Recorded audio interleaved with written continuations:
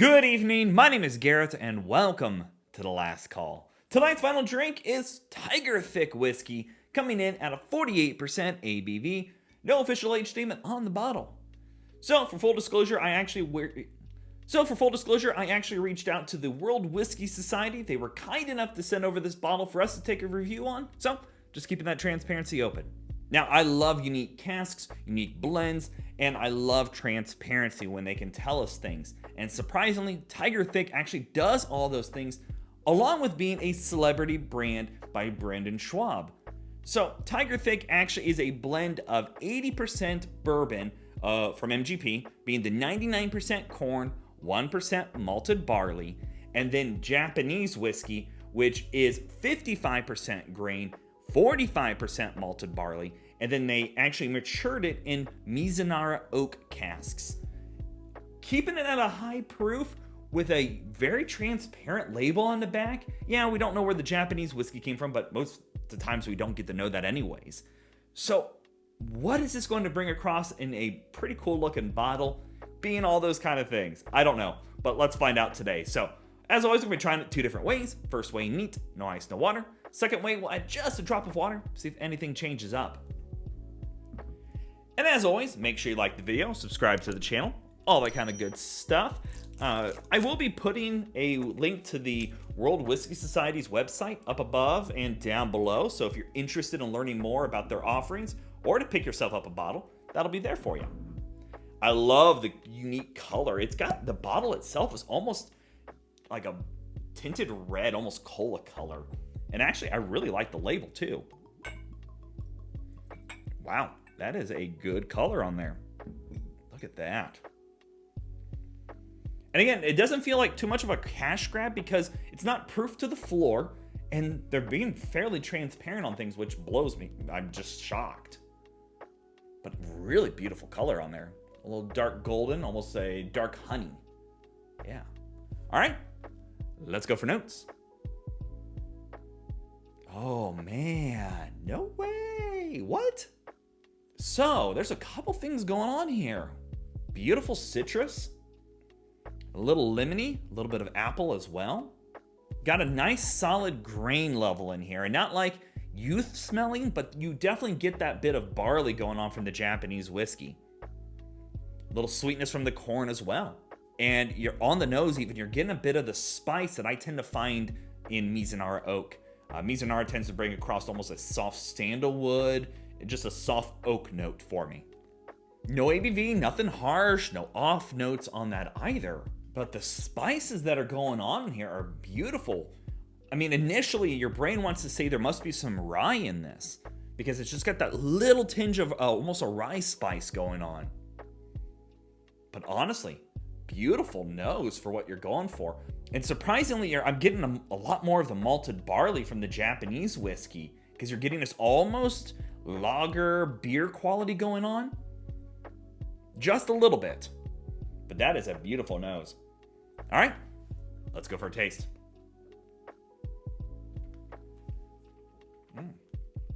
Maltiness on the taste as well here in the finish. But before I jump to the finish, right up front, beautiful fruit sweetness going on here. Apple, maybe a little pear as well. Spice layers, that Mizunara really impacted this beautifully. It's just got a spice tingle to it. Almost minty freshness, almost spearmint minty freshness going on. But then you gotta go into the classic bourbon notes, getting that bit of vanilla oak and caramel going on. Nice oak layer. And here in the finish, the spice layer from that Mizunara oak is beautiful.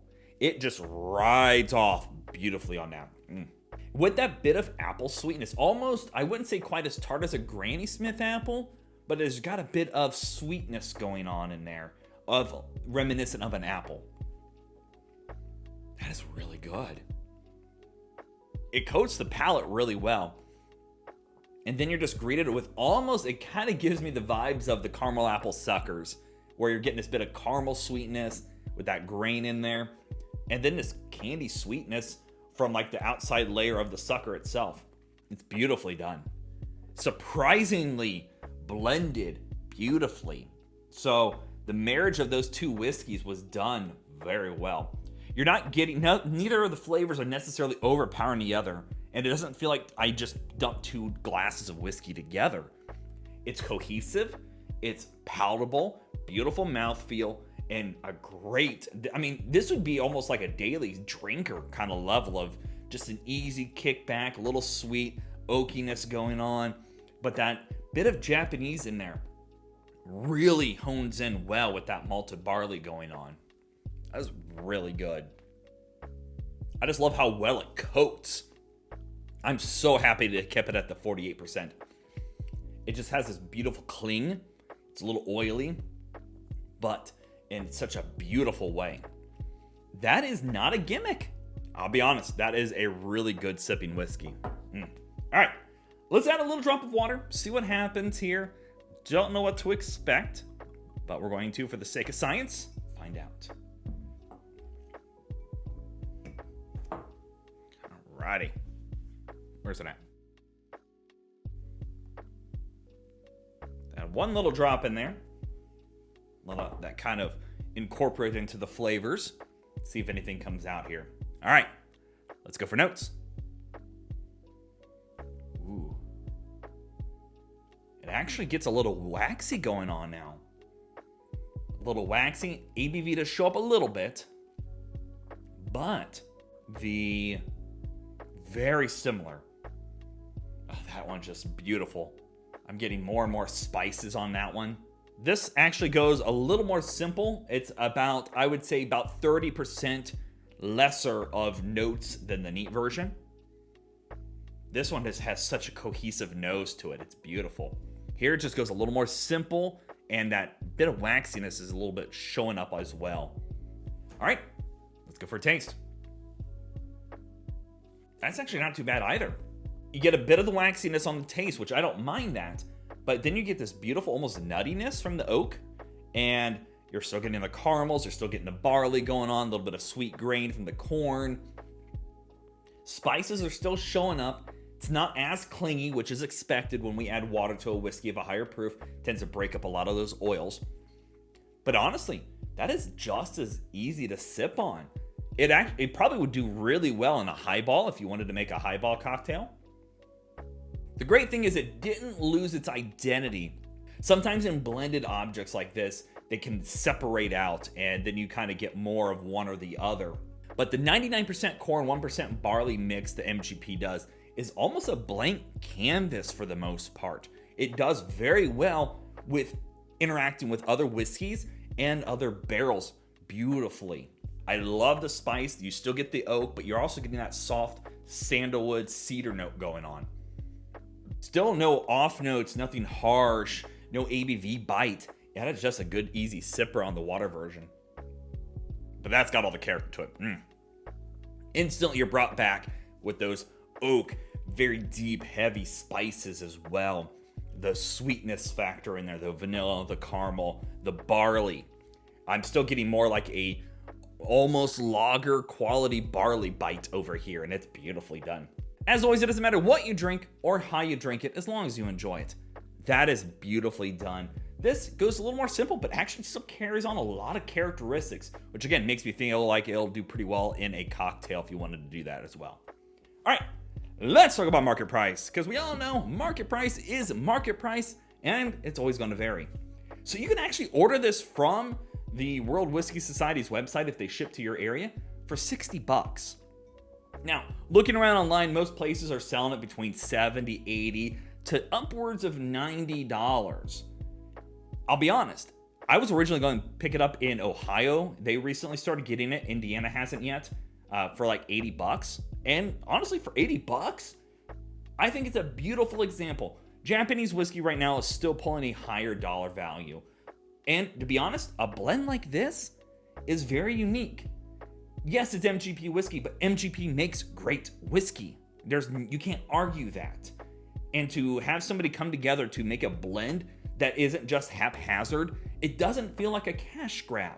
It feels like somebody actually cared about this bottle, which in the celebrity world is uncommon for the most part, and that's sad to say it. There's very few celebrity whiskeys that I can say that are top tier, Blackened is one of them.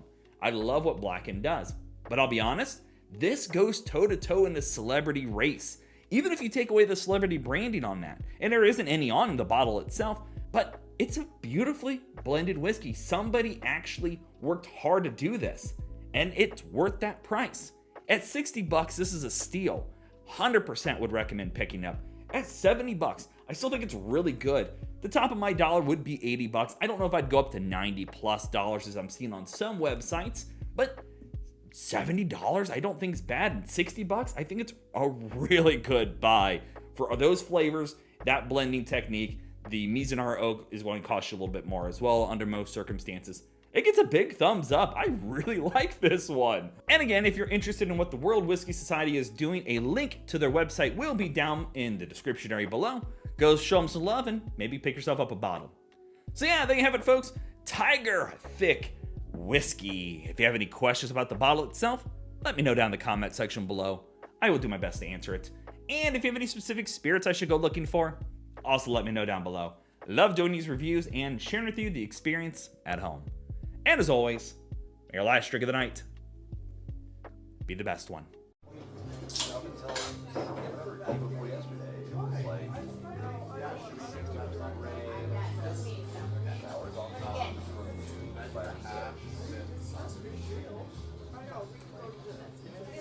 You know, and I even like it might not.